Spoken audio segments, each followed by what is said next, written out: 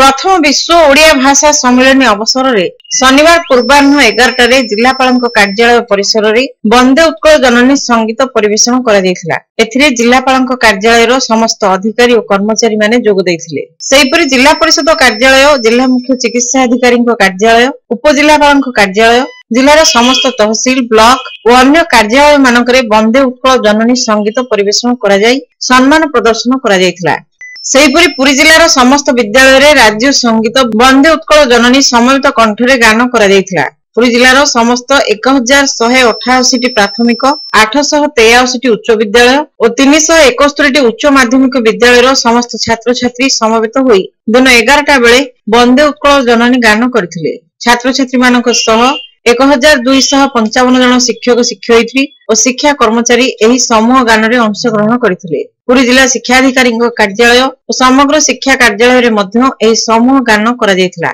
एहा छडा विभिन्न विद्यालय रे ओडिया भाषा सम्मेलन उपलक्षे शोभा यात्रा आयोजन करा जायथिला।